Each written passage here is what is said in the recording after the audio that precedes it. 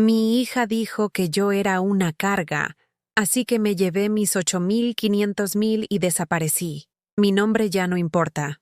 Quizás nunca importó. Hoy yo voy a contarte algo que nunca pensé que contaría. Y si tú, por un segundo, sientes que esto parece familiar, solo te pido que dejes un like y te suscribas.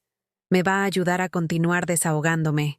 Pero hubo un tiempo, hace muchos años, en el que era madre. Solo eso, y todo eso.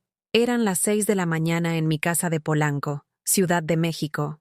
El sol apenas se asomaba entre las cortinas de lino blanco que yo misma había cosido hace 15 años, cuando todavía creía que las cosas hechas con amor durarían para siempre. Mis manos, arrugadas pero firmes, preparaban café de olla en la cocina que había sido testigo de miles de desayunos familiares, de risas que ya no existían, de conversaciones que se habían vuelto monólogos. El aroma del café se mezclaba con el perfume marchito de las gardenias del jardín, esas flores que Julián había plantado el día que compramos la casa. Para que siempre huelas a México, me había dicho, besando mi frente con esa ternura que solo él sabía dar. Ahora, 20 años después de su muerte, las gardenias seguían floreciendo, pero ya nadie las olía, ya nadie me besaba la frente. Mis dedos temblorosos marcaron el número de Clara, mi hija, como hacía cada mañana desde hace 3 años. Desde que Fernando, su marido, sugirió que no debería molestarlos tan seguido porque ellos también tenían su vida. Pero es que yo solo quería escuchar su voz, solo quería saber que estaba bien, que había desayunado, que no se había olvidado de tomar sus vitaminas. El teléfono sonó 1, 2, 3 veces. Contestó con esa voz seca que había adoptado desde que se casó con Fernando, esa voz que ya no me decía mamá, con cariño, sino con resignación. ¿Qué pasa ahora, mamá? Estoy ocupada. Solo quería saber cómo estás, mi amor. Si necesitas algo, si... Mamá, ya hablamos de esto. No puedes llamarme todos los días. Fernando dice que es enfermizo, que necesitas buscar tus propias actividades. Fernando, ese hombre que nunca me llamó suegra, pero sí la señora. Ese hombre que se mudó a la casa que yo construí ladrillo a ladrillo, que comía en la mesa que yo pulía cada domingo, que dormía en las sábanas que yo bordé con mis propias manos durante las noches de insomnio después del funeral de Julián. Está bien, mi amor. Solo quería... Mamá, tengo que colgar. Hablamos después. Y colgó, como siempre, como cada día durante los últimos 3 años. Me quedé ahí, en la cocina, con el teléfono en la mano, y el café enfriándose en la taza de Talavera que Clara me había regalado el Día de las Madres hace 10 años. Para la mejor mamá del mundo, decía la inscripción dorada que ya estaba desapareciendo, como desaparecían todas las cosas bonitas de mi vida. Miré hacia la mesa del comedor, esa mesa de caoba que había sido el corazón de nuestra familia. Ahí había hecho las tareas de Clara durante toda su infancia, sentándome a su lado noche tras noche, explicándole matemáticas con paciencia infinita mientras ella suspiraba y me decía que era la mamá más pesada del mundo. Ahora esa mesa estaba vacía, cubierta solo por el mantel de encaje que mi madre me había dejado antes de morir, y por el silencio que se había vuelto mi único compañero. Crié a mi hija sola desde que su padre, Julián, murió de un infarto en plena reunión de directorio. Tenía 43 años, yo apenas 41, y ella solo 10. Ese día no solo enterramos a su padre, ese día enterré mis ganas de vivir por mí. Me dediqué por completo a ella. Recuerdo esa mañana de abril como si fuera ayer. Yo estaba en el jardín, cuidando mis bugambilias, esas flores moradas que se alzaban orgullosas contra el muro de cantera rosa de la casa. Tenía las manos llenas de tierra y el delantal manchado de verde cuando escuché el motor de la camioneta blanca de Clara. Mi corazón, como siempre, se aceleró de felicidad. Mi hija venía a verme, pero algo era diferente. Clara bajó del coche con pasos firmes, decididos, como quien viene a dar un veredicto, no a visitar a su madre. La acompañaba Fernando, ese hombre de traje gris que siempre me miraba como si fuera un mueble viejo que había que tolerar. Venían cargando una carpeta de documentos, y sus rostros no tenían rastro de cariño. Entraron sin saludar, sin beso. Sin ¿cómo estás, mamá? Esto no es una visita social, dijo Clara, sentándose en mi sala sin pedirme permiso, en el sillón donde yo le había dado de amamantar durante sus primeros meses de vida. Vendimos la empresa. Necesitamos que firmes los papeles. Estás fuera. Pero no te preocupes. Te hemos dejado una parte, para que no te falte nada en tu vejez. Yo sentí que el alma se me rompía como se rompen los platos de porcelana, sin aviso, pero con estruendo. Las palabras se me atoraron en la garganta como si fueran piedras filosas. ¿Una parte? Sí, dijo Fernando, sin levantar la vista de los papeles. 2.8 millones. Después de impuestos te quedan 1.9. Ya es más de lo que puedes manejar. No estás en condiciones, mamá. Lo dijo así, sin temblar, como si fuera verdad, como si yo fuera una vieja estúpida que no sabía lo que tenía, como si Industrias Herrera, la empresa que Julián y yo habíamos construido desde cero, trabajando 16 horas al día, durmiendo en la oficina, sacrificando vacaciones y fines de semana, fuera solo un juguete que ya no sabía usar. Clara me miró con condescendencia, con esa mirada que había aprendido de Fernando, esa mirada que convertía a su madre en una niña regañada. Mamá, ya no estás bien. Olvidas las cosas. Repites historias. No sabes usar un celular. No entiendes el mundo de hoy. Y luego, la frase, esa que me arrastró al infierno más profundo que una madre puede conocer. Eres una carga, mamá. Es mejor así. Ya vendí todo. Solo falta tu firma. Una carga. Esa palabra se clavó en mi pecho como un puñal oxidado. Yo, que había vendido mis joyas para pagarle el colegio de monjas más caro de la ciudad. Yo, que había trabajado hasta las 3 de la madrugada llenando planillas contables para mantener viva la empresa. Yo, que había renunciado a volver a casarme para dedicarme por completo a ella. Yo, que había dejado de soñar para que ella pudiera soñar. Una carga. Miré hacia la pared, donde colgaban las fotografías de su graduación, de su boda, de cada momento importante de su vida. En todas estaba yo, sonriendo, aplaudiendo, celebrando sus logros como si fueran míos, porque lo eran, porque cada éxito de Clara había sido construido sobre mis sacrificios, sobre mis noches sin dormir, sobre mis sueños enterrados. Ahora ella estaba ahí, sentada en mi sala, diciéndome que era una carga, y yo, con las manos todavía sucias de tierra de mis bugambilias, firmé los papeles, en silencio, no porque aceptara, sino porque ya sabía todo. Lo venía sabiendo desde el funeral de Julián, cuando Clara sugirió que me retirara poco a poco, por mi bien. Lo venía preparando en secreto. 3 años de planificación, 3 años en los que trasladé los activos verdaderos, los contratos internacionales, las patentes, las propiedades en Guadalajara y Sevilla, a un fideicomiso llamado Confianza Sol, en el que yo era la única beneficiaria. Pero mientras firmaba esos papeles que me convertían en una carga, mi mente viajó hacia atrás, hacia todos esos años en los que había sido todo lo contrario, la salvación, el refugio, la solución a cada problema que aparecía en la vida de Clara. Recordé la primera vez que vendí algo mío por ella. Tenía 11 años y quería una bicicleta rosa como la de su amiga Sofía, esa niña cuyo padre era dueño de una cadena de ferreterías. La bicicleta costaba 3,000 pesos, una fortuna para nosotras en ese momento. Yo acababa de pagar el funeral de Julián y las cuentas del hospital que el seguro no había cubierto. Pero vi los ojitos de Clara llenándose de lágrimas cuando le dije que tendríamos que esperarnos. Todas mis amigas tienen bicicletas bonitas, mamá. Yo soy la única que no tiene nada. Esa noche, saqué del closet la cadena de oro que Julián me había regalado para nuestro 5º aniversario. La llevé a la casa de empeño de la señora Remedios en la colonia Doctores y regresé con 3,200 pesos. La alegría de Clara cuando vio la bicicleta fue tan grande que yo sentí que había hecho lo correcto. Ella me abrazó con esa fuerza que solo los niños saben dar y me dijo, «Eres la mejor mamá del mundo». Yo guardé esa frase en mi corazón como si fuera un tesoro, sin saber que 30 años después, esa misma niña me miraría a los ojos y me diría que era una carga. Pero los sacrificios no terminaron ahí. Nunca terminaron. Cuando Clara cumplió 15 años, quiso una fiesta como la de las hijas de los socios de la empresa. Un salón en el Hotel Presidente. Mariachis, vestido de Guadalajara. 150 invitados. El presupuesto era de 120,000 pesos. Yo tenía apenas 40,000 ahorrados. Trabajé turnos dobles durante 6 meses. Vendí mi anillo de compromiso.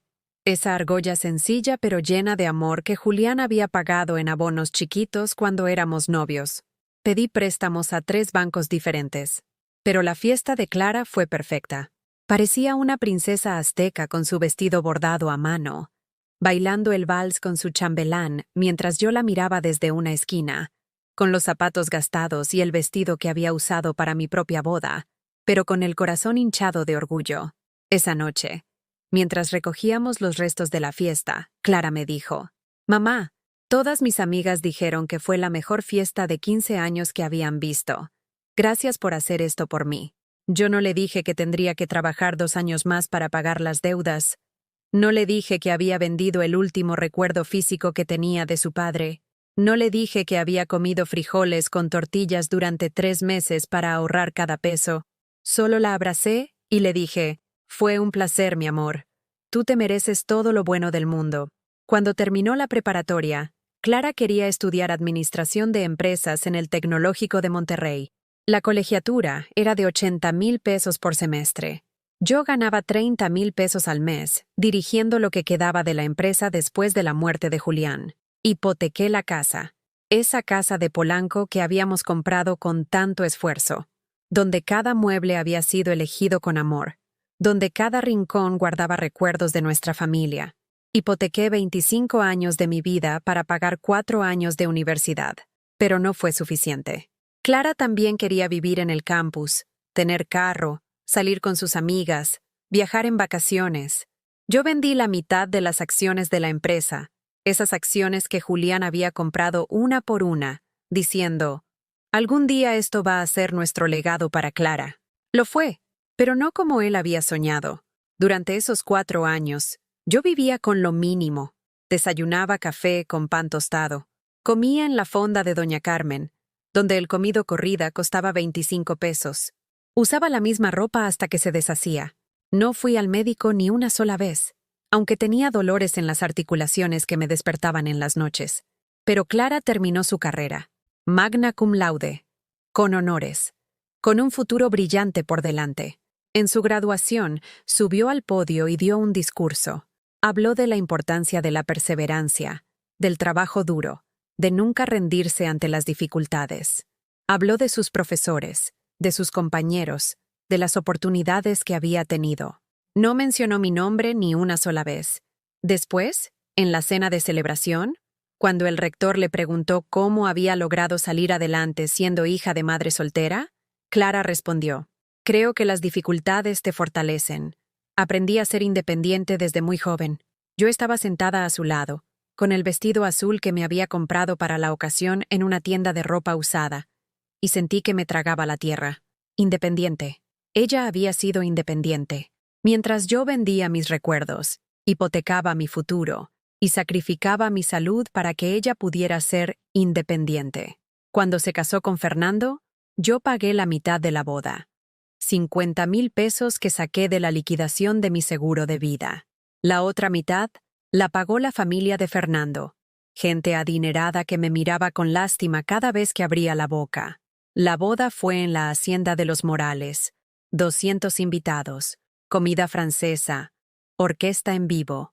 Clara se veía hermosa con su vestido importado de París, caminando del brazo de Fernando hacia el altar, donde los esperaba el padre Martínez, el mismo sacerdote que había bautizado a Clara 23 años antes. Yo lloraba de emoción viendo a mi hija convertirse en esposa, pero también lloraba de tristeza, porque sabía que a partir de ese momento ya no sería la persona más importante en su vida. Durante el brindis, Fernando tomó el micrófono y agradeció a sus padres por darnos el ejemplo de lo que significa una familia sólida. Agradeció a sus amigos por acompañarnos en este momento tan especial.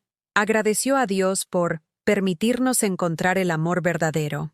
Clara tomó el micrófono después y dijo: Gracias a todos por estar aquí. Gracias por celebrar con nosotros el inicio de nuestra nueva vida. Yo esperé a que dijera algo sobre mí, sobre los sacrificios, sobre las noches que me había desvelado cosiendo su vestido de primera comunión, sobre las veces que había faltado al trabajo para cuidarla cuando estaba enferma, sobre los cientos de historias que había inventado para que se durmiera tranquila después de la muerte de su padre. Pero no dijo nada. Absolutamente nada. Después de la boda, Clara y Fernando se fueron de luna de miel a Europa. 2 semanas en París, Roma y Barcelona. Yo me quedé en casa, sola, pagando las deudas de una fiesta que había celebrado mi propia invisibilidad. Cuando regresaron, se mudaron a un departamento en Santa Fe. Un lugar moderno, elegante, con vista a la ciudad. Yo los ayudé con el enganche. Otros 150,000 pesos que saqué vendiendo las últimas joyas que me quedaban. Es un préstamo, mamá, me dijo Clara cuando le entregué el cheque. Te lo vamos a pagar en cuanto Fernando reciba su bono de fin de año. Ese bono nunca llegó. O si llegó, nunca se acordaron de pagarme. Los primeros años de matrimonio, Clara todavía me visitaba los domingos. Llegaba con Fernando a comer, yo preparaba mole poblano, chiles en nogada, cochinita pibil, toda la comida que le gustaba desde niña. Ellos comían, veían televisión, descansaban. Yo servía, limpiaba, lavaba los platos. Pero poco a poco, las visitas se fueron espaciando. Primero cada 15 días, luego una vez al mes. Después solo en fechas especiales. Mi cumpleaños, Navidad, Día de las Madres. Las llamadas telefónicas también cambiaron. Antes Clara me llamaba para contarme sobre su día, sobre sus problemas en el trabajo, sobre las películas que había visto. Yo era su confidente, su consejera, su amiga. Pero después del matrimonio, las llamadas se volvieron funcionales. «Mamá, ¿puedes prestarnos para el carro? Mamá, ¿puedes cuidar al perro mientras vamos de viaje? Mamá, ¿puedes ayudarnos con la renta de este mes?» Yo siempre decía que sí. Siempre encontraba la manera. Vendí mi carro y usé el transporte público. Cancelé mi seguro médico privado. Dejé de comprar libros, de ir al cine, de tomar taxis. Cada peso que ahorraba iba directamente a las necesidades de Clara y Fernando. Y ahora, 30 años después, estaba ahí sentada en mi propia sala, firmando papeles que me convertían oficialmente en lo que ya había sido durante décadas. Una fuente de recursos que se había agotado, un problema que había que resolver, una carga que había que eliminar. Pero lo que Clara no sabía era que yo había aprendido a leer entre líneas. Había aprendido a ver lo que venía. Y había aprendido a protegerme, porque una madre puede ser muchas cosas. Pero tonta no era una de ellas. Lo que Clara vendió fue la cáscara vacía. Lo que valía, seguía en mis manos. Pero para llegar a ese momento de revelación, tuve que vivir 3 años de humillaciones tan sutiles que cualquiera podría pensar que me estaba volviendo loca. 3 años de señales que al principio ignoré, porque una madre siempre busca excusas para justificar el comportamiento de sus hijos. Todo comenzó el día de mi cumpleaños número 65. Había preparado pozole rojo, ese que a Clara le encantaba desde niña, el que aprendía a hacer viendo a mi abuela durante horas en su cocina de Xochimilco. Puse la mesa con mis mejores platos, los de Talavera azul que había comprado en Puebla durante uno de mis pocos viajes de placer, cuando Clara tenía 15 años y yo todavía creía que merecía darme gustos pequeños. Esperé desde las 2 de la tarde. El pozole se enfrió. Lo calenté de nuevo. Se volvió a enfriar. A las 8 de la noche, cuando ya había guardado toda la comida en el refrigerador, sonó mi teléfono. «Mamá, perdón, se nos olvidó completamente tu cumpleaños. Fernando tenía una cena de trabajo y yo no podía faltar. Pero mañana te hablamos, ¿sí?» Se les olvidó. Mi cumpleaños. El día que me trajo al mundo. El día que había celebrado con ellos durante 26 años consecutivos. Se les olvidó. Colgué el teléfono y me senté en mi cocina vacía, viendo los globos que había comprado para decorar, sintiéndome como una idiota por haber pensado que todavía importaba lo suficiente para que recordaran la fecha más importante de mi vida. Pero eso fue solo el principio. 2 semanas después, mientras limpiaba mi recámara, encontré una conversación de WhatsApp que Clara había dejado abierta en mi teléfono la última vez que vino a casa. Había estado usando mi Wi-Fi para trabajar, porque en su oficina estaba fallando el internet. La conversación era con Fernando. Ya hablé con el contador. Si logramos que mi mamá firme la transferencia de acciones, podemos liquidar la empresa antes de fin de año y usar ese dinero para el enganche de la casa en Bosques de las Lomas. ¿Crees que sospeche algo? Para nada. Está muy perdida con los números. Ayer me preguntó cómo usar el cajero automático. Está perfecta para el plan. ¿Y si se niega? No se va a negar. Le voy a decir que es por su bien, que ya no puede manejar tanto estrés, que necesita descansar. Ya sabes cómo es. Siempre quiere quedar bien conmigo. Tu mamá es muy buena gente. Lástima que ya no esté en condiciones. Sí, pobrecita. Pero mejor así, ¿no? Nosotros podemos manejar todo mejor. Leí esa conversación 5 veces. Cada palabra se clavaba en mi pecho como una aguja caliente. No era solo que estuvieran planeando robarme. Era el desprecio, la lástima, la forma en que hablaban de mí como si fuera una mascota vieja que ya no servía. Pobrecita. Ya no está en condiciones. Siempre quiere quedar bien conmigo. Esa noche no pude dormir. Me quedé despierta hasta las 5 de la mañana, paseándome por la casa como un fantasma, tocando cada mueble, cada fotografía, cada objeto que había comprado con mi trabajo y mi amor. Todo lo que había construido, todo lo que había cuidado, todo lo que había sido mi vida entera, estaba a punto de ser arrancado de mis manos por la única persona en el mundo que se suponía que me amaba incondicionalmente. Pero lo que más me dolió no fue el robo. Fue darme cuenta de que mi propia hija me veía como una estorbo, como alguien que, pobrecita, ya no está en condiciones. A la mañana siguiente, Clara llegó a casa con una sonrisa que ahora reconocía como falsa. Traía flores, esas rosas amarillas baratas que venden en el metro, y un pastel de 3 leches de la panadería de la esquina. Mamá, perdón otra vez por lo de tu cumpleaños. Quería compensarte. Me abrazó, y yo sentí que me abrazaba una extraña, alguien que había aprendido a imitar el cariño, pero que ya no lo sentía realmente. No te preocupes, mi amor, le dije, como había dicho durante 30 años. Tú sabes que para mí no importan las fechas. Lo importante es que estés bien. Ay, mamá, eres la mejor, me dijo, y su voz sonaba exactamente como la de una actriz de telenovela. Comimos el pastel en silencio. Bueno, yo comí. Ella solo movía los trozos en su plato mientras revisaba su celular, contestando mensajes de trabajo que parecían mucho más importantes que estar ahí conmigo. Mamá, ¿sabes qué? He estado pensando, me dijo de repente, usando ese tono que ahora sabía que significaba que venía alguna manipulación. Creo que deberías tomarte unas vacaciones. Descansar. Dejar que otras personas manejen el estrés de la empresa. ¿Vacaciones? Pregunté, aunque ya sabía hacia dónde iba la conversación. Sí, mamá. Mira, tú ya hiciste tu parte. Te sacrificaste mucho por mí. Trabajaste toda la vida. Ya es hora de que disfrutes, ¿no crees? Disfrutes. Como si yo fuera una jubilada que había terminado su carrera exitosamente. No una mujer que estaba siendo despojada de todo lo que había construido. Pero la empresa, intenté decir, la empresa la podemos manejar Fernando y yo.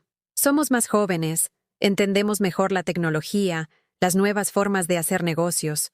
Tú puedes quedarte como, no sé, como consejera honoraria o algo así. Consejera honoraria. Un título bonito para describir a alguien que ya no servía para nada. Además, mamá, últimamente te veo muy confundida. Ayer me dijiste la misma historia 3 veces. El martes pasado no te acordabas de dónde habías puesto las llaves del carro. Y la semana pasada, cuando fuimos al banco, no sabías cómo usar la máquina para sacar dinero. Cada ejemplo era una mentira perfectamente construida. Yo nunca había repetido historias. Nunca había perdido las llaves. Nunca había tenido problemas en el banco.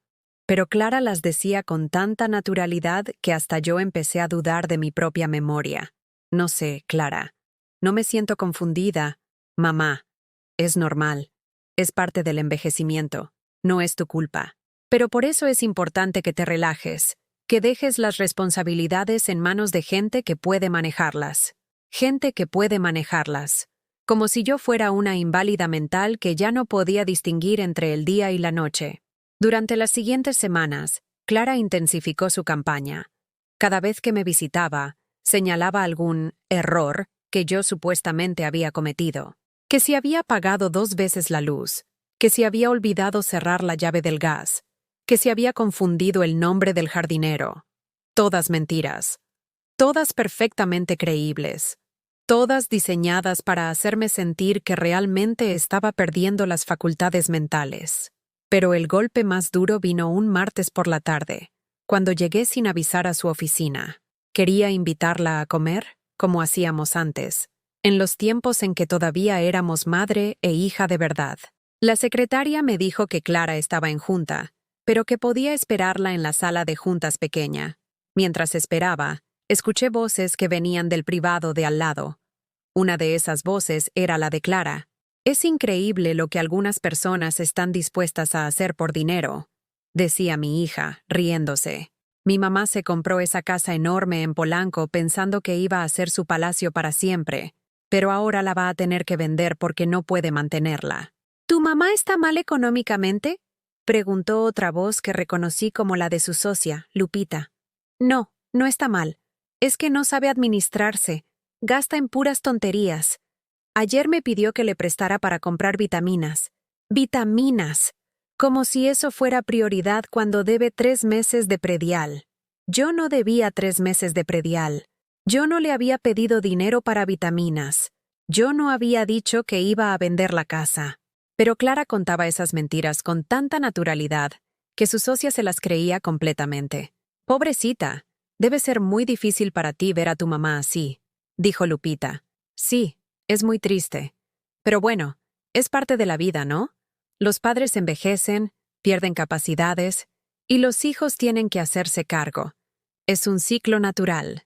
Un ciclo natural. Como si yo fuera una planta que se había marchitado, y ahora había que tirarla a la basura. Al menos tienes la empresa familiar. Eso debe ser un consuelo. Bueno, en realidad estamos en el proceso de reestructurar todo. Mi mamá ya no puede manejar las responsabilidades. Entonces Fernando y yo vamos a tomar el control completo. Es mejor para todos. Reestructurar. Control completo. Mejor para todos. Salí de esa oficina caminando como zombie. En el estacionamiento me quedé sentada en mi carro durante 1 hora, llorando hasta que se me acabaron las lágrimas. No lloraba por el dinero. Lloraba porque mi hija había aprendido a mentir sobre mí con tanta facilidad que ya no sabía cuáles eran sus verdaderos sentimientos hacia mí. ¿Realmente creía que yo estaba senil? ¿O simplemente había decidido que era más fácil fingir que lo creía? Esa noche, por primera vez en 3 años, no le marqué para preguntarle cómo había estado su día. Me senté en mi jardín, viendo mis bugambilias florecer en la oscuridad, y tomé una decisión. Si Clara quería jugar a que yo era una vieja confundida, yo iba a jugar también. Pero mi juego iba a ser diferente. Mi juego iba a ser el de una mujer que había aprendido a protegerse después de décadas de dar sin recibir. Abrí mi laptop y revisé los documentos de Confianza Sol, el fideicomiso que había creado en secreto. Todo estaba en orden. Las propiedades, las patentes, las cuentas en el extranjero. Todo lo que realmente valía estaba a salvo. Clara podría quedarse con la empresa que creía que era un tesoro. Yo me quedaría con el tesoro real. Y cuando llegara el momento de la verdad, ella descubriría que subestimar a una madre era el error más caro que una hija podía cometer. Esa noche no dormí. Me senté en el sillón donde le di de amamantar a Clara 30 años atrás, y pensé, en todo. En las veces que vendí mi ropa para comprarle útiles escolares. En las noches de fiebre, cuando me dormía sentada con ella en brazos. En las veces que escuché a mis amigas reír hablando de sus viajes a Cancún y Acapulco, mientras yo lavaba trastes con las manos agrietadas por el detergente barato, y me sentí muerta. No porque me hubieran robado, sino porque me habían olvidado. Mi hija no me veía más. Yo era un estorbo. Un mueble viejo que estorbaba en la sala. 2 días después, Mientras regaba mis geranios en el jardín trasero, escuché el teléfono sonar con esa insistencia que solo tienen las llamadas urgentes.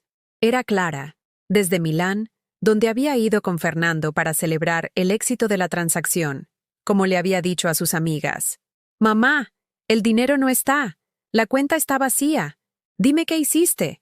Su voz sonaba diferente, desesperada, rota.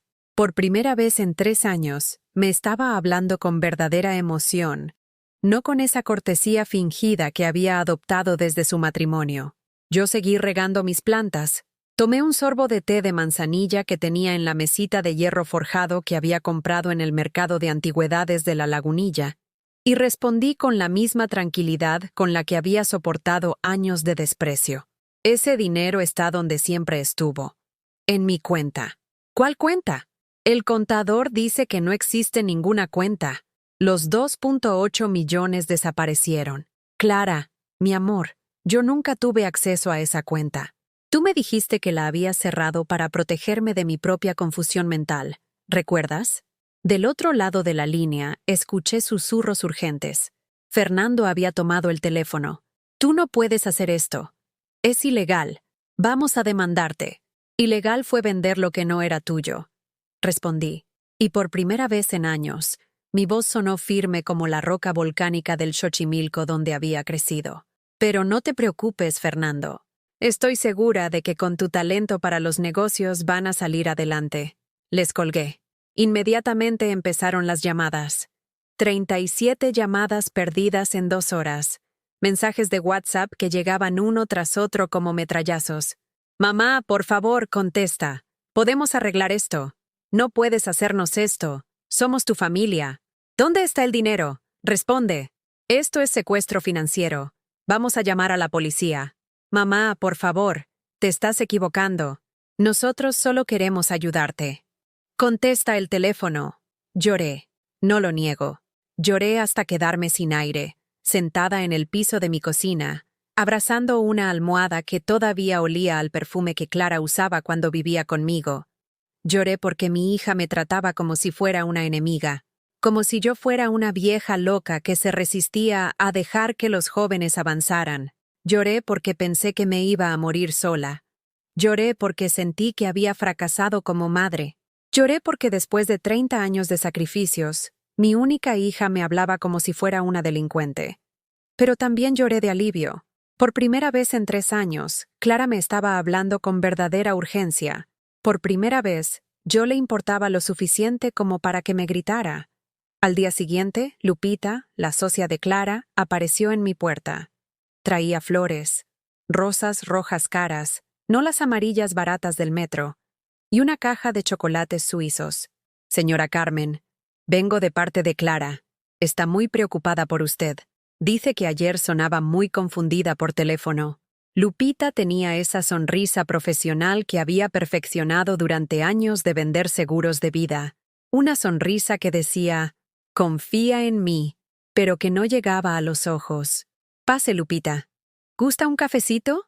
Claro, señora. Muchas gracias. Preparé café de olla, ese que había aprendido a hacer viendo a mi abuela en su cocina de Xochimilco. Puse la mesa con mis mejores tazas, las de Talavera azul que solo usaba para ocasiones especiales.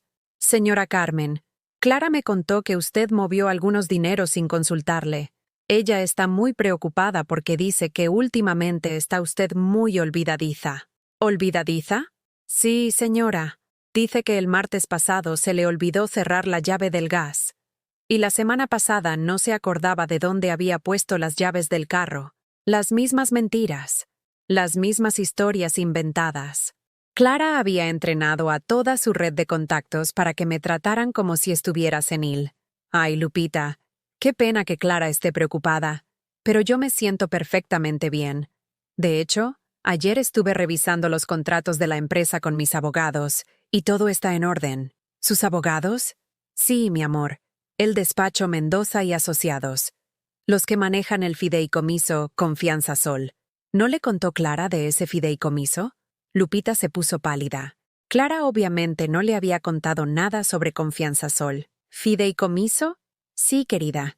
Donde están los activos reales de la empresa. las propiedades de Guadalajara y Sevilla, las patentes de los 3 productos que desarrollamos el año pasado, los contratos con las empresas japonesas, todo lo importante. Pero Clara me dijo que ella había vendido toda la empresa. Clara vendió la parte que le correspondía vender, pero yo nunca dejé de ser la dueña del 80%. ¿No es curioso que no se lo haya mencionado? Lupita se levantó tan rápido que casi tiró la taza de café. Señora, creo que hay un malentendido. Yo mejor me voy. Claro, mi amor. Pero antes de irte, ¿me puedes decir cuánto le pagó Clara por venir a convencerme de que estoy loca? Yo no... Clara no me pagó nada. Yo solo... Tranquila, Lupita. Yo entiendo. Los negocios son los negocios. Pero la próxima vez que alguien te pida que vengas a manipular a una vieja, asegúrate de que esa vieja realmente esté tan confundida como te dijeron. Lupita salió de mi casa prácticamente corriendo, con las rosas rojas en la mano y la cara roja de la vergüenza. 1 hora después, mi teléfono sonó. Era Clara otra vez, pero esta vez su voz sonaba diferente, más pequeña, más asustada. Mamá, Lupita me dijo que hablaron. Sí, mi amor. Es muy simpática, muy educada.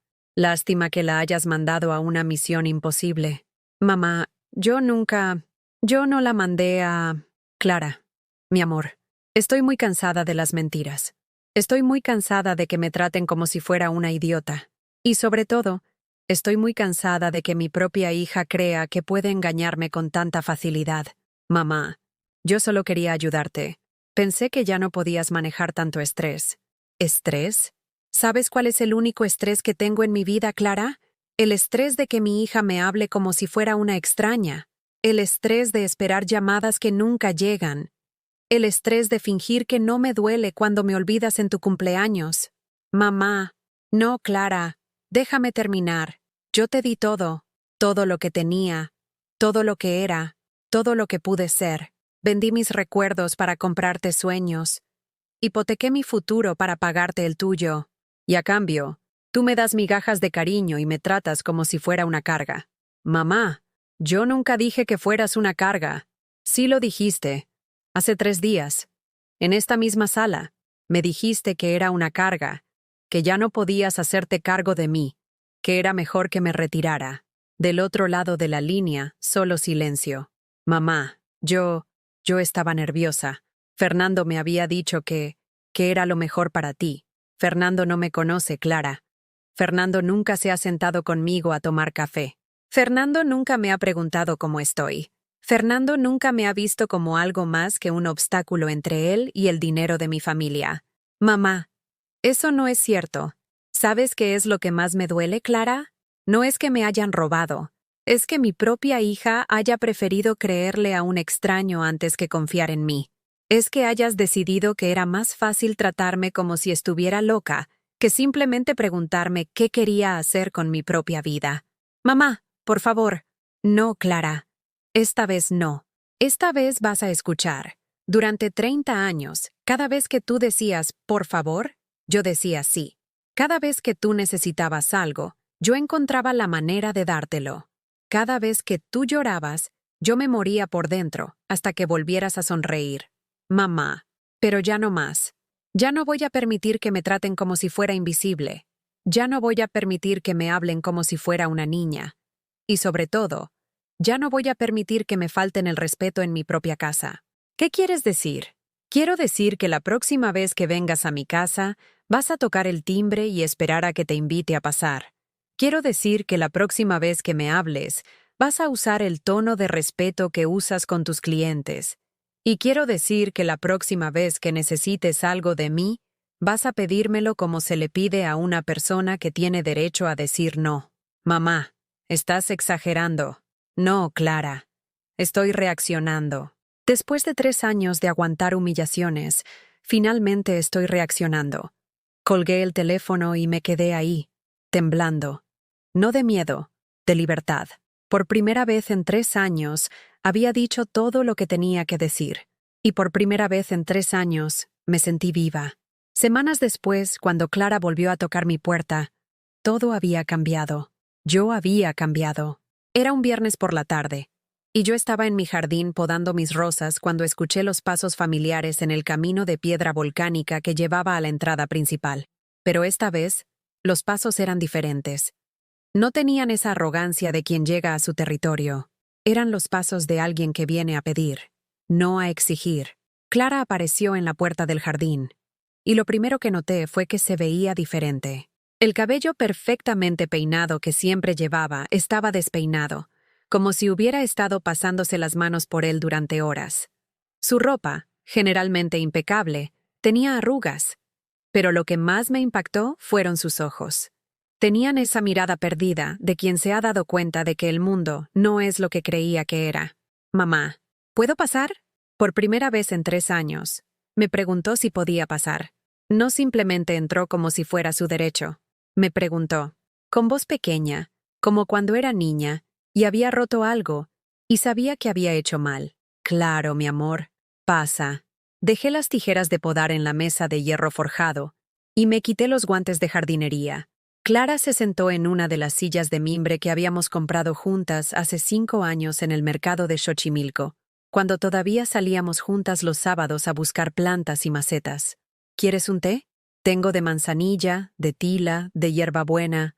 «De manzanilla está bien, mamá». «Gracias». Fui a la cocina y preparé el té en la tetera de barro que había heredado de mi abuela. Mientras el agua hervía, la observé desde la ventana. Tenía las manos entrelazadas en el regazo y miraba hacia las bugambilias, como si estuviera tratando de recordar algo que había olvidado hace mucho tiempo. Cuando regresé con el té, Clara no levantó la vista inmediatamente. Se quedó viendo la taza como si contuviera las respuestas a preguntas que no sabía cómo hacer. «Mamá, Fernando me dejó». Las palabras salieron de su boca como si fueran piedras que había estado tragándose durante días. Su voz se quebró en la última sílaba, y por primera vez desde su boda, vi a mi hija real. No a la mujer exitosa que había construido como armadura, sino a la niña que había sido, la que corría hacia mí cuando tenía miedo. «¿Cuándo?», pregunté, aunque no me sorprendió la noticia. «Hace una semana, cuando se dio cuenta de que el dinero no estaba, que habíamos perdido todo», empezó a gritarme. Me dijo que yo era una idiota, que cómo se me había ocurrido vender algo sin verificar primero dónde estaba el dinero real. Me dijo que me había casado conmigo solo porque creía que yo era rica. Tomó un sorbo de té y sus manos temblaron ligeramente. Me dijo que no podía vivir con alguien tan estúpida, que era obvio que tú me habías engañado y que yo había sido demasiado tonta para darme cuenta. Empacó sus cosas esa misma noche y se fue. ¿A dónde se fue? A casa de sus padres. Pero antes de irse, canceló las tarjetas de crédito, vació la cuenta del banco y se llevó el carro. Me dejó sin nada, mamá. Sin nada. Clara empezó a llorar. No ese llanto elegante de las películas, sino el llanto real, feo, desesperado, de alguien que ha perdido todo lo que creía que la definía. No tengo dónde vivir, mamá. El departamento estaba a nombre de Fernando. La empresa que vendí resultó que no valía nada. No tengo trabajo, no tengo dinero, no tengo nada. Y mis amigas me evitan desde que se corrió el rumor de que estoy en la ruina. Yo la escuchaba en silencio, sintiendo una mezcla extraña de dolor y satisfacción. Dolor porque ver sufrir a un hijo es lo más terrible que puede experimentar una madre. Satisfacción porque finalmente Clara estaba viendo la verdadera cara de las personas que había elegido sobre mí. «Mamá, sé que te fallé. Sé que fui una hija horrible. Sé que no te merezco, pero ¿puedo quedarme aquí unos días? Te prometo que no va a ser por mucho tiempo. Solo hasta que encuentre trabajo. Hasta que pueda... 50 pesos la noche», dije, interrumpiéndola. «¿Perdón? 50 pesos la noche. Y debes lavar los platos». Clara me miró como si no hubiera entendido bien lo que había dicho. ¿Me estás cobrando renta?» «Sí. Y también vas a limpiar tu cuarto. Vas a tender tu cama. Vas a lavar tu ropa. Si quieres comer, vas a cocinar. Si quieres usar el internet, vas a pagar la mitad de la factura. Si quieres usar el teléfono, vas a pagar las llamadas. Mamá, yo soy tu hija. Exacto. Eres mi hija. No mi inquilina de caridad. Si vas a vivir aquí, vas a vivir como una adulta responsable, no como una niña que espera que su mamá le resuelva la vida». Clara se quedó en silencio durante un largo rato. procesando lo que acababa de escuchar. Finalmente, asintió. Está bien, mamá. Aceptó. Mi hija, que había crecido esperando que todo se le fuera dado, que había aprendido a tomar sin dar, que había convertido mi amor en algo que daba por sentado, acababa de aceptar pagar por vivir en la casa donde había nacido. Esa noche, mientras Clara se instalaba en su antigua habitación, que yo había convertido en cuarto de costura, me senté en mi sala y me di cuenta de que algo fundamental había cambiado, no solo en mi relación con Clara, sino en mi relación conmigo misma. Por primera vez en 30 años, había dicho no a mi hija. Por primera vez en 30 años, había puesto mis necesidades al mismo nivel que las suyas. Por primera vez en 30 años, me había negado a ser la madre sacrificada que resuelve todo y no pide nada a cambio. Y se sentía liberador. Los primeros días fueron extraños. Clara parecía caminar sobre cáscaras de huevo, como si no estuviera segura de cuáles eran las nuevas reglas de esta relación. Cada mañana me dejaba los 50 pesos en la mesa de la cocina, junto con una nota que decía, gracias. Lavaba sus platos inmediatamente después de comer. Mantenía su cuarto impecable. Preguntaba antes de usar cualquier cosa. Pero lo más sorprendente era que había empezado a hablarme diferente. Ya no usaba ese tono condescendiente que había adoptado después de casarse. Ya no me hablaba como si fuera una vieja confundida que necesitaba que le explicaran cómo funcionaba el mundo. Me hablaba como se habla a una persona que merece respeto. Una semana después de su llegada, Clara consiguió trabajo en una empresa de contabilidad. No era el puesto ejecutivo al que estaba acostumbrada, sino un trabajo de entrada, procesando facturas y archivando documentos. El salario era una fracción de lo que había ganado antes, pero era honesto. Mamá, hoy me pagaron mi primer sueldo, me dijo un viernes por la tarde, llegando con una bolsa del supermercado. Quería comprar algo para cenar, para las dos. Había comprado ingredientes para hacer chiles en nogada, mi platillo favorito. Había comprado los chiles poblanos más frescos que había encontrado, nueces de Castilla, granada roja, queso de cabra. Había gastado casi la mitad de su primer sueldo en esa cena. ¿Sabes hacer chiles en nogada? Le pregunté sorprendida. No, pero pensé que tal vez podrías enseñarme. Esa noche, en la cocina, paradas lado a lado pelando nueces y preparando la nogada, sentí algo que no había sentido en años. Complicidad, cercanía. No la cercanía forzada de alguien que cumple un deber, sino la cercanía genuina de dos personas que disfrutan estar juntas. Mamá, ¿puedo preguntarte algo? Claro, mi amor. ¿Cómo supiste que Fernando y yo te estábamos engañando? Dejé de pelar nueces y la miré. Sus ojos tenían esa curiosidad genuina que había perdido durante años. Porque no soy tan tonta como ustedes creían. Porque tuve 30 años para aprender a leer entre líneas. Y porque una mujer que ha criado sola a una hija aprende a ver venir los problemas desde lejos. ¿Desde cuándo sabías? Desde el día que Fernando me sugirió que debería considerar retirarme por mi bien. Desde ese día supe que había algo más detrás de tanto interés en mi bienestar. Clara bajó la cabeza, avergonzada. Mamá, yo nunca quise hacerte daño. Yo pensé que realmente era lo mejor para ti. ¿Lo mejor para mí? ¿O lo mejor para ustedes? Creo que lo mejor para nosotros, pero me convencí de que también era lo mejor para ti. ¿Sabes cuál habría sido lo mejor para mí, Clara?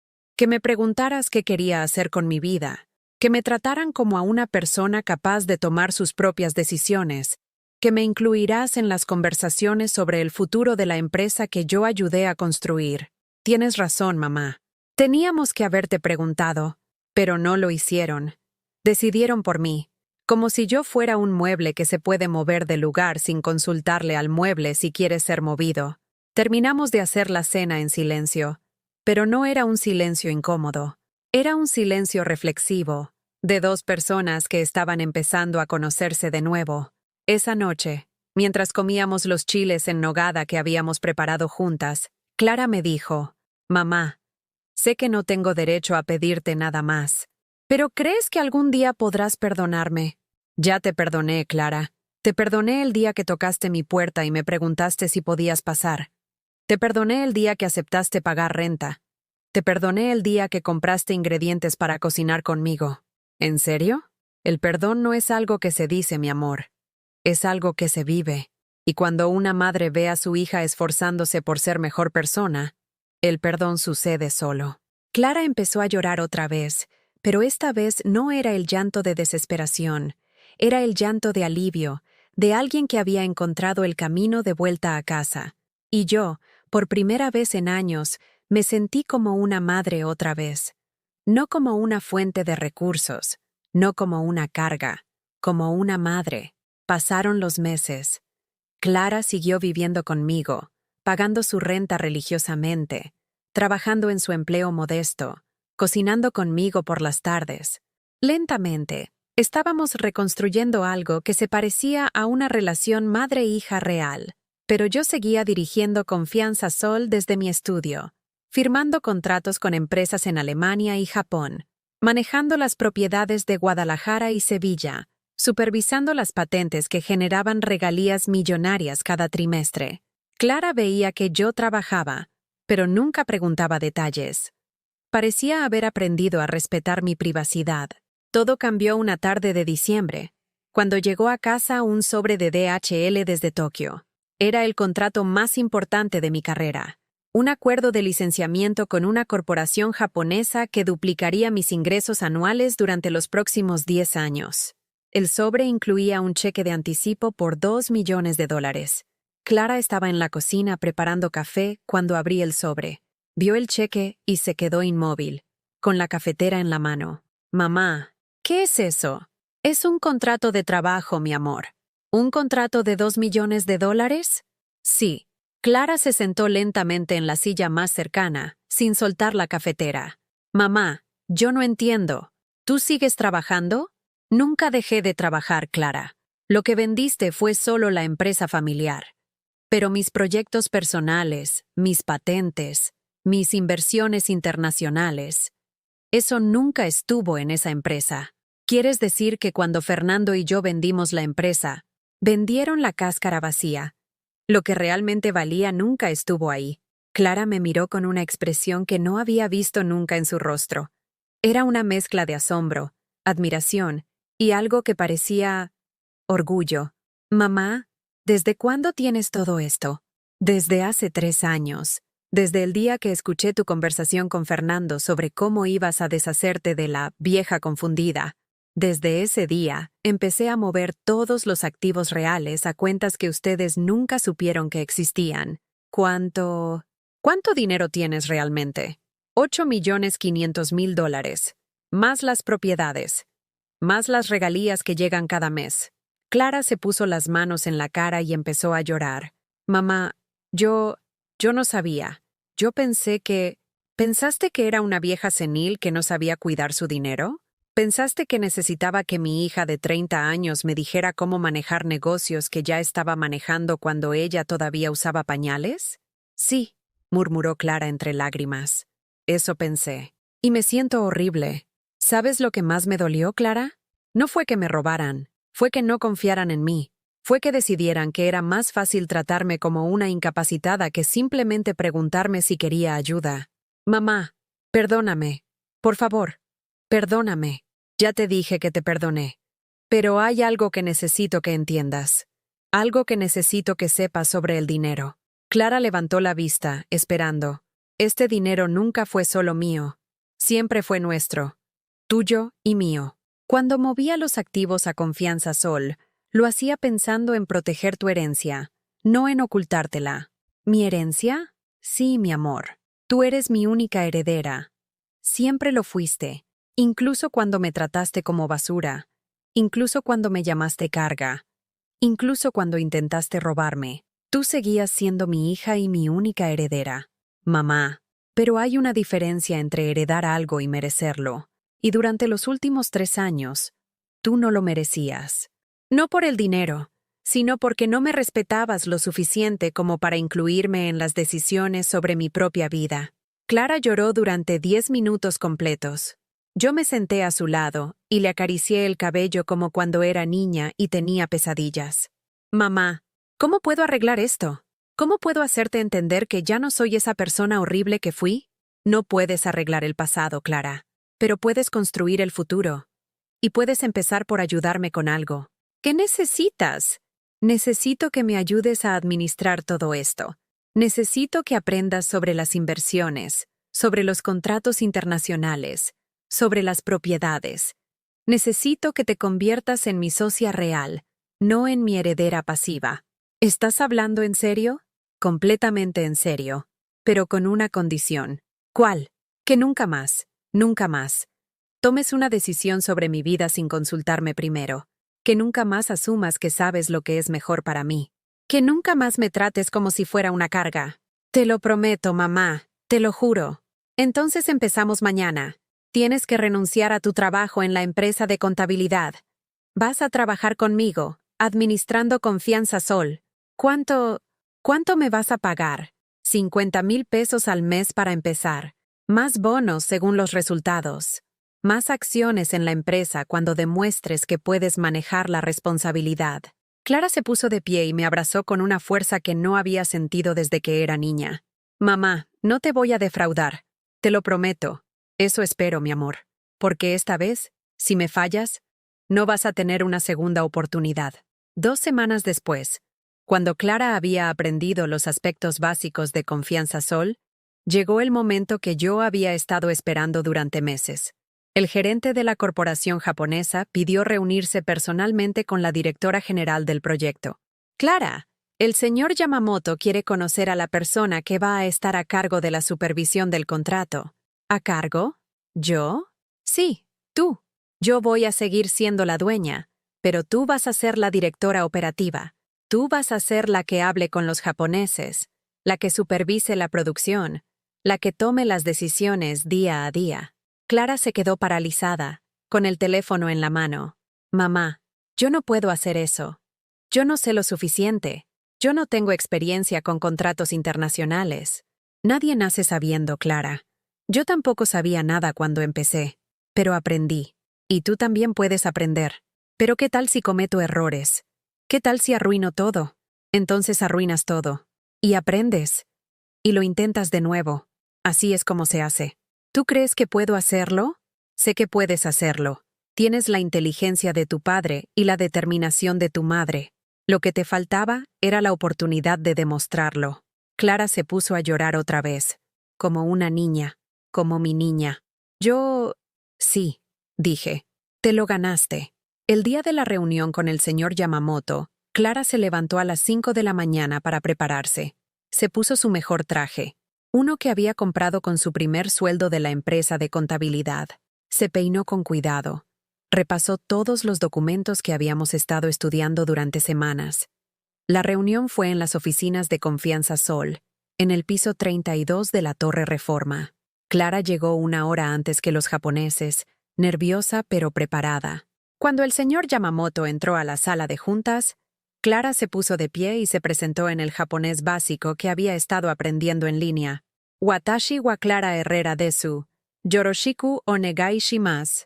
El señor Yamamoto sonrió y respondió en español. Mucho gusto, señorita Herrera. Su pronunciación es muy buena. La reunión duró 3 horas. Clara explicó cada aspecto del proyecto, respondió todas las preguntas técnicas, negoció los términos de la supervisión con una confianza que yo no había visto nunca en ella.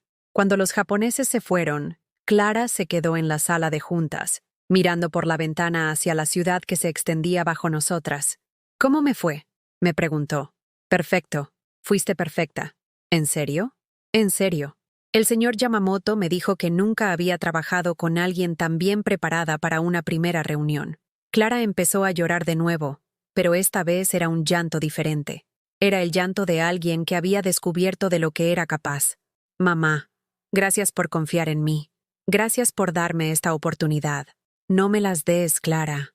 Tú te la ganaste. Tú demostraste que podías cambiar, que podías aprender, que podías respetar. Tú te ganaste esta oportunidad. Esa noche, cenamos en el restaurante más elegante de Polanco. Clara insistió en pagar, con su primera comisión del contrato japonés. Mamá, quiero brindis por ti, por enseñarme que nunca es demasiado tarde para cambiar, por demostrarme que una mujer puede ser fuerte sin ser cruel, por perdonarme cuando yo no me perdonaba a mí misma. Brindo por ti, Clara, por tener el valor de admitir que estabas equivocada, por tener la humildad de empezar de nuevo, por convertirte en la mujer que yo siempre supe que podías ser. Chocamos nuestras copas de vino, y por primera vez en años, brindamos como madre e hija, no como víctima y victimario, no como carga irresponsable, como socias, como familia, como las mujeres fuertes que ambas habíamos decidido ser. Hoy, mientras escribo esto, Clara está en la oficina firmando su primer contrato como directora general de Confianza Sol. El contrato verdadero, no el que me robó, el que construyó con su propio esfuerzo, con su propia inteligencia, con su propia determinación. Y yo estoy en mi jardín, con mis bugambilias, con mi alma, con mi dignidad intacta. Pero para llegar a este momento, tuve que hacer algo que nunca había hecho en mis 68 años de vida. Tuve que hacer algo completamente para mí. Un mes después de la reunión con los japoneses, cuando Clara ya había demostrado que podía manejar las operaciones diarias de Confianza Sol, yo tomé una decisión que la sorprendió tanto como me sorprendió a mí misma. Clara, me voy de viaje. ¿A dónde, mamá? A Sevilla. A ver la casa que compré hace 3 años y que nunca he visitado. A Guadalajara, a supervisar las propiedades que heredé de tu abuela. Y después quiero ir a París. ¿A París? ¿Por qué a París? Porque siempre quise ir a París. Desde que era niña, desde que vi esas postales en el álbum de mi tía Esperanza. Siempre quise caminar por las calles donde vivieron los artistas, ver la Torre Eiffel, tomar café en esos cafés pequeños que salen en las películas. Clara me miró con una expresión que no había visto nunca en su rostro. Mamá, ¿cuándo pensaste por primera vez en ir a París? Cuando tenía 20 años. Había ahorrado dinero trabajando en la fábrica textil de tu abuelo. Tenía suficiente para el boleto y para quedarme 2 semanas. Pero entonces conocí a tu padre, nos casamos, tú naciste, y París se convirtió en uno de esos sueños que se guardan en el cajón de algún día. ¿Por qué nunca fuiste después? Porque siempre había algo más importante. Siempre había una necesidad tuya que cubrir, una emergencia que resolver, un sacrificio que hacer. Y poco a poco, dejé de creer que merecía gastar dinero en algo tan frívolo como un viaje personal. Clara se quedó en silencio durante un largo rato, procesando lo que acababa de escuchar. Mamá, ¿cuántos sueños como París guardaste en ese cajón? Muchos, mi amor. Muchos. ¿Cómo cuáles? Como aprender a tocar piano, como tomar clases de arte, como volver a estudiar literatura, que era lo que me gustaba antes de casarme, como tener amigas verdaderas, no solo conocidas del trabajo, como vivir en una casa junto al mar, aunque fuera por un mes. ¿Y por qué nunca hiciste nada de eso? Porque no me sentía con derecho, porque pensaba que una madre no debería gastar en ella misma mientras su hija tuviera necesidades, porque creía que mi felicidad era menos importante que la tuya. Mamá, ¿eso es ridículo? Sí, lo sé, pero así pensaba. Así me habían enseñado a pensar, que una buena madre se sacrifica hasta desaparecer, que una buena madre no tiene sueños propios, solo sueños para sus hijos. Clara empezó a llorar otra vez, pero esta vez era un llanto diferente. Era el llanto de alguien que había entendido algo profundo sobre el daño que había causado sin darse cuenta. Mamá, yo nunca quise que renunciaras a tus sueños por mí. Lo sé, mi amor, pero lo hice. Y ahora, a los 68 años, he decidido que es hora de recuperar algunos de esos sueños. ¿Cuánto tiempo vas a estar fuera? 3 meses. Tal vez 4, dependiendo de lo que encuentre en cada lugar. ¿Y la empresa? La empresa va a estar perfectamente bien en tus manos. Tienes mi poder notarial, tienes acceso a todas las cuentas, tienes mi completa confianza. Por primera vez en mi vida, voy a hacer algo sin preocuparme por las consecuencias para nadie más. Clara se puso de pie y me abrazó con esa fuerza que solo usan las personas que han entendido algo importante. Mamá, vete. Vete a París. Vete a Sevilla. Vete a donde quieras. Yo me encargo de todo aquí. ¿Estás segura? Completamente segura. Y mamá, ¿sí? Cuando estés en París, tómate un café por mí. Y cuando estés en Sevilla, saca una foto de la casa. Y cuando estés en Guadalajara, visita la tumba de mi abuela y dile que su bisnieta está bien, que por fin aprendió a valorar a su madre. 2 semanas después, estaba en el aeropuerto de la Ciudad de México, con una maleta que había comprado especialmente para el viaje. No una maleta práctica y barata, sino una maleta bonita, de piel italiana, del color café que siempre me había gustado. Por primera vez en mi vida, viajaba sola. Por primera vez en mi vida, no tenía que preocuparme por nadie más.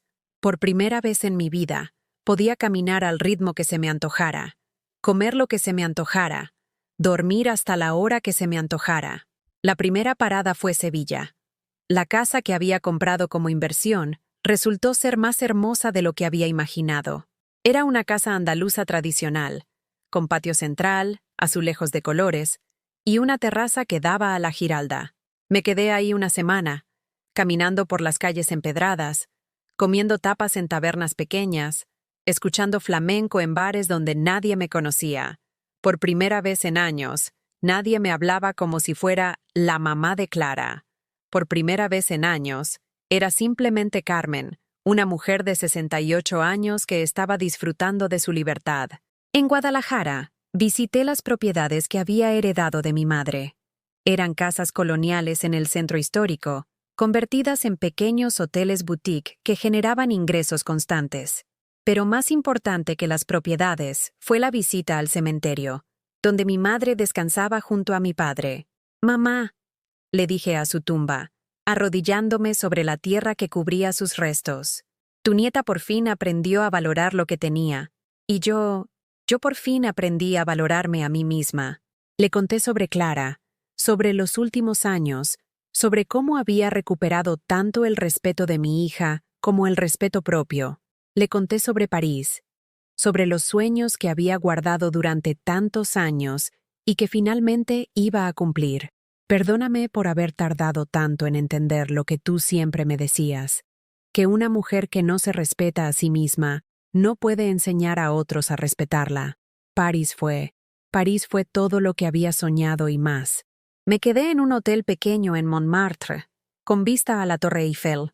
Caminé por las calles donde habían vivido Picasso y Hemingway. Tomé café en el Café de Flore, donde habían discutido filosofía Sartre y Beauvoir. Visité el Louvre, Versalles, Notre Dame. Pero lo que más disfruté fueron los momentos simples. Sentarme en un banco del Sena a leer un libro, comprar flores en un mercado callejero, conversar con otros viajeros en los pequeños bistros del barrio. Una tarde, mientras tomaba vino en un café de la Rive Gauche, me di cuenta de algo que me llenó de una paz profunda. Por primera vez en mi vida, no tenía prisa. No tenía que correr a casa para hacer la cena. No tenía que preocuparme por si alguien necesitaba algo. No tenía que ser útil para nadie más que para mí misma. Y se sentía como un renacimiento. Cada día en París descubría algo nuevo sobre mí misma. Descubrí que me gustaba madrugar para ver el amanecer sobre el Sena. Descubrí que tenía facilidad para los idiomas. Mi francés básico mejoró sorprendentemente en pocas semanas. Descubrí que me encantaba la música de jazz que tocaban en los bares pequeños de Saint-Germain. Pero sobre todo, descubrí que podía ser feliz sin necesidad de hacer feliz a nadie más. Durante mi estancia en París, Clara me mandaba mensajes regulares contándome sobre la empresa, sobre los nuevos contratos que estaba negociando, sobre lo orgullosa que se sentía de manejar Confianza Sol. Pero también me mandaba mensajes diferentes. «Mamá, hoy pensé en ti cuando vi una pareja de ancianos tomados de la mano en el parque. Me di cuenta de que tú nunca tuviste esa oportunidad después de que murió papá. Espero que algún día encuentres a alguien que te valore como te mereces. Mamá, estoy limpiando tu cuarto y encontré todas las fotos de mis graduaciones, de mi boda, de mis cumpleaños. Están perfectamente organizadas en álbumes que tú hiciste. Me di cuenta de que yo nunca hice un álbum de tus momentos importantes. Cuando regreses, quiero que me cuentes sobre todas las cosas importantes que pasaron en tu vida que yo no celebré. Mamá, hoy fue mi cumpleaños. Fue la primera vez que lo celebré sin ti. Me di cuenta de que durante todos estos años, tú organizabas mis cumpleaños, pero yo nunca organicé los tuyos. Cuando regreses, quiero planear la fiesta de cumpleaños más bonita que hayas tenido. Por primera vez, Clara me estaba viendo como una persona completa, no solo como su madre. Por primera vez, Clara estaba pensando en mi felicidad como algo independiente de su propia felicidad. En mi último día en París, mientras paseaba por el jardín de Luxemburgo, me encontré con una mujer mexicana de mi edad que también viajaba sola. Se llamaba Elena, era de Monterrey, y como yo, había esperado hasta los 68 años para cumplir su sueño de conocer París. ¿Sabes qué es lo más triste? Me dijo mientras compartíamos un café en un banco del jardín, que nos hayamos tardado tanto en darnos cuenta de que merecíamos esto. ¿Sabes qué es lo más hermoso? Le respondí, que hayamos llegado a darnos cuenta. Nos despedimos intercambiando números de teléfono, prometiéndonos que no sería la última vez que viajaríamos solas, que no sería la última vez que haríamos algo completamente para nosotras. Cuando regresé a México, después de 4 meses de viaje, encontré una casa transformada. Clara había renovado mi cuarto, había llenado la sala de flores frescas, había preparado una cena de bienvenida con todos mis platillos favoritos. «Mamá, bienvenida a casa». «Gracias, mi amor». «¿Cómo estuvo todo?» «Perfecto. Mejor que perfecto». Firmé 3 contratos nuevos. Las propiedades de Guadalajara aumentaron su valor en un 15%. Y las regalías de las patentes subieron porque los japoneses ampliaron la producción. ¿Y tú? ¿Cómo estás tú? Bien, mamá. Muy bien. Pero sobre todo, orgullosa. Orgullosa de haber demostrado que podía cuidar todo sin necesidad de angustiarte. Orgullosa de haber aprendido a ser la hija que tú siempre mereciste tener. Esa noche, mientras desempacaba mis maletas llenas de recuerdos de París, Sevilla y Guadalajara, me di cuenta de algo fundamental. Había regresado a casa siendo una persona diferente. Había regresado siendo una mujer completa, una mujer que tenía sus propios sueños, sus propias aventuras, sus propias historias que contar. Había regresado siendo Carmen, no solo la mamá de Clara, y por primera vez en mi vida, me gustaba ser yo. Me llamaron carga, me usaron, me quisieron enterrar viva, pero yo resucité, con 8.5 millones en las manos. Y el alma intacta. Han pasado 2 años desde que Clara tocó mi puerta despeinada, abandonada por Fernando, sin un centavo, sin casa, sin dignidad. Han pasado 2 años desde que le dije 50 pesos la noche, y vi en sus ojos el despertar de alguien que había estado dormida durante décadas. Hoy es mi cumpleaños número 70, y por primera vez en mi vida, no soy yo quien está organizando mi propia celebración. Clara llegó a las 6 de la mañana, con las llaves de la casa que le di hace un año cuando demostró que podía manejar tanto la empresa como el respeto hacia mí. Traía flores, gardenias frescas del mercado de Jamaica, pan dulce de la panadería que me gusta, y esa sonrisa que no había visto en su rostro desde que era adolescente. «Buenos días, mamá. Feliz cumpleaños». Me abrazó con esa fuerza genuina que solo se da cuando el cariño es real, no obligatorio. Ya no abraza como quien cumple un deber. Abraza como quien abraza a la persona más importante de su vida. «Gracias, mi amor». «¿Cómo supiste que iba a estar despierta tan temprano?» «Porque te conozco, mamá. Porque en estos 2 años he aprendido a conocerte de verdad. Sé que te gusta ver el amanecer en el jardín. Sé que tomas tu primer café sola, en silencio, viendo crecer las bugambilias. Sé que ese es tu momento sagrado del día». Clara había aprendido a verme, no solo a mirarme, sino a verme realmente. Había aprendido que yo era una persona con ritmos propios, con gustos específicos, con necesidades emocionales que iban más allá de ser útil para otros. ¿Sabes qué día es hoy además de mi cumpleaños? ¿Qué día es?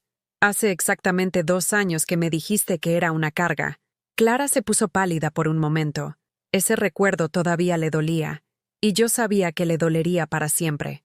Pero no se lo decía para lastimarla. Se lo decía para recordar el camino que habíamos recorrido juntas. «Mamá, déjame terminar. Hace 2 años me dijiste que era una carga. Hoy, quiero decirte que tenías razón». «¿Qué?» «Sí, Clara. Yo era una carga, pero no tuya. Era una carga para mí misma. Era una carga cargar con tanto amor no correspondido, con tantos sacrificios no reconocidos, con tanto de mí misma que había entregado sin preguntar si alguien realmente lo valoraba. Clara me miró con esa expresión de concentración profunda que había desarrollado en los últimos 2 años. Esa manera de escuchar que significa que cada palabra importa. Yo era una carga porque había permitido que me trataran como una carga, porque había aceptado ser invisible, ser dada por sentada, ser considerada menos importante que cualquier otra persona en mi propia vida. Mamá, pero ya no soy una carga. Ya no cargo con la responsabilidad de hacer feliz a personas que no se preocupan por mi felicidad. Ya no cargo con la culpa de poner límites. Ya no cargo con el miedo de decir no. Ya no cargo con la necesidad de comprar amor con sacrificios. Clara empezó a llorar, pero esta vez no era el llanto de culpa o vergüenza. Era el llanto de alguien que había entendido algo profundo sobre el amor, sobre el respeto, sobre lo que significa ser familia de verdad. Mamá, gracias por enseñarme la diferencia entre amar y ser usada. Gracias por enseñarme que el amor real no se demuestra con sacrificios, sino con respeto mutuo. De nada, mi amor. Pero yo también tengo que agradecerte algo. ¿Qué? Gracias por cambiar. Gracias por demostrarme que las personas pueden aprender, pueden crecer, pueden convertirse en mejores versiones de sí mismas. Gracias por darme la oportunidad de ser tu madre otra vez, pero esta vez desde el respeto, no desde el sacrificio.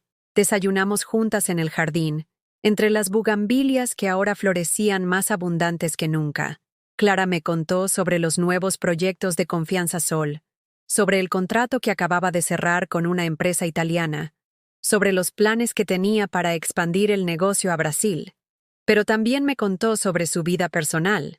Me contó que había empezado a salir con alguien, un ingeniero que trabajaba en una empresa de tecnología, un hombre que la respetaba y que había insistido en conocerme antes de formalizar cualquier relación con ella. Se llama Roberto, mamá.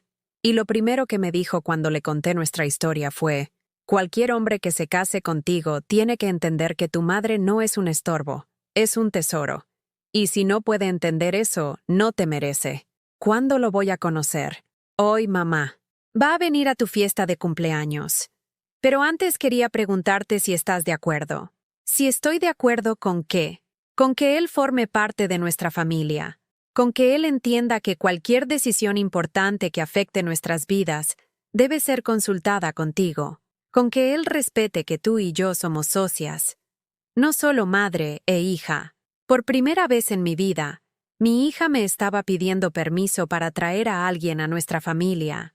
Por primera vez en mi vida, mi hija me estaba incluyendo en las decisiones importantes de su vida antes de tomarlas, no después. Claro que estoy de acuerdo, mi amor, pero con una condición. ¿Cuál? Que si algún día ese hombre te sugiere que yo soy demasiado vieja para tomar mis propias decisiones, que si algún día te dice que sería mejor para mí que ustedes manejen mis asuntos, que si algún día te pide que elijas entre él y yo, quiero que recuerdes esta conversación. Quiero que recuerdes que una mujer que no respeta a su madre no puede esperar que respeten a ella. Te lo prometo, mamá, te lo prometo. La fiesta fue hermosa. Clara había invitado a las personas que realmente importaban en mi vida. Mis 2 amigas de la infancia, Elena, la mujer que había conocido en París y que ahora era mi compañera de viajes, los empleados de Confianza Sol que habían trabajado conmigo durante años, y Roberto, el hombre que había enamorado a mi hija no solo con palabras dulces, sino con respeto genuino hacia las mujeres importantes en su vida. Pero la sorpresa más grande llegó cuando Clara tomó el micrófono para hacer un brindis. Quiero brindar por mi madre, Carmen Herrera, pero no quiero brindar por ella como madre, sino como la mujer extraordinaria que es. Quiero brindar por una mujer que construyó un imperio empresarial mientras criaba sola a una hija. Quiero brindar por una mujer que supo proteger su patrimonio cuando otros trataron de robárselo. Quiero brindar por una mujer que tuvo la sabiduría de esperar a que yo madurara lo suficiente para merecer su confianza. Quiero brindar por una mujer que a los 68 años tuvo el valor de cumplir los sueños que había guardado durante décadas. Quiero brindar por una mujer que me enseñó que el amor verdadero no se demuestra con sacrificios, sino con respeto mutuo. Y sobre todo, quiero brindar por una mujer que me enseñó la lección más importante de mi vida, que una mujer que no se respeta a sí misma no puede enseñar a otros a respetarla. Por Carmen Herrera, empresaria, viajera, soñadora y la mejor maestra que he tenido en mi vida. Por mi mamá, que me enseñó que nunca es demasiado tarde para cambiar, para crecer, para convertirse en una mejor versión de uno mismo. ¡Salud! Todos levantaron sus copas, pero yo no pude brindar inmediatamente. Estaba llorando, llorando de felicidad, de orgullo, de gratitud por haber vivido lo suficiente para escuchar a mi hija hablar de mí no como una carga, sino como una inspiración. Después de la fiesta, cuando todos se habían ido, Clara y yo nos sentamos en el jardín a ver las estrellas. Estaba usando el chal de seda que me había comprado en París, y tenía en las manos la copa de vino que había estado saboreando durante toda la noche. «Mamá, ¿puedo preguntarte algo?» «Claro, mi amor. ¿Eres feliz?» «Completamente feliz, Clara. Por primera vez en mi vida, soy completamente feliz. ¿Qué se siente ser feliz a los 70 años?» «Se siente como renacer. Se siente como descubrir que la vida no termina cuando tus hijos crecen. Se siente como entender que ser madre es solo una parte de ser mujer, no la única parte. Se siente como libertad. ¿Tienes algún consejo para mí?» «Sí. No cometas el error que yo cometí. No te pierdas a ti misma tratando de ser la madre perfecta. No renuncies a tus sueños por nadie, ni siquiera por tus hijos. No te sacrifiques tanto que te conviertas en una persona resentida y amargada. ¿Algo más?» «Sí. Cuando tengas hijos, enséñales desde pequeños que el amor se demuestra con respeto, no con sacrificios. Enséñales que una familia sana es aquella donde todos los miembros se cuidan mutuamente, no solo uno que se sacrifica por todos los demás». Clara asintió, grabando cada palabra en su memoria. «Mamá, quiero que sepas algo. Quiero que sepas que cada día que pasa estoy más orgullosa de ser tu hija. No porque seas rica, no porque tengas una empresa exitosa. Estoy orgullosa porque eres una mujer que supo levantarse cuando la vida la tiró. Estoy orgullosa porque eres una mujer que tuvo el valor de cambiar su historia cuando ya parecía demasiado tarde. Gracias, mi amor. Eso significa más para mí que cualquier dinero en el mundo». Nos quedamos en silencio, disfrutando de la brisa nocturna que movía las hojas de las bugambilias. En ese silencio, yo reflexionaba sobre todo lo que había pasado, sobre todo lo que había aprendido, sobre todo lo que había ganado y perdido en estos 2 años, y me di cuenta de algo que me llenó de paz profunda. No había perdido nada realmente valioso. Había perdido el miedo, había perdido la necesidad de aprobación, había perdido la costumbre de sacrificarme por personas que no me valoraban, pero había ganado respeto, había ganado dignidad, había ganado la versión más auténtica de mí misma, había ganado una hija que me amaba de verdad, no por obligación o por culpa, sino por elección consciente. Había ganado una vida que valía la pena vivir.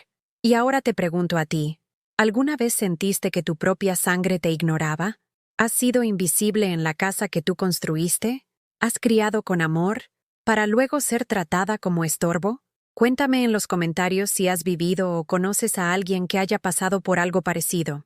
Si esta historia tocó tu corazón, si te hizo reflexionar sobre el valor que mereces, deja tu like y suscríbete al canal para que este mensaje llegue a alguien que necesita escucharlo. Porque el corazón de una madre no se vence, solo se cansa. Y cuando ese corazón se levanta, hace temblar imperios. Cuando ese corazón se levanta, no por venganza, sino por amor propio, puede cambiar generaciones completas y puede enseñar a otras mujeres que nunca, nunca es demasiado tarde para renacer.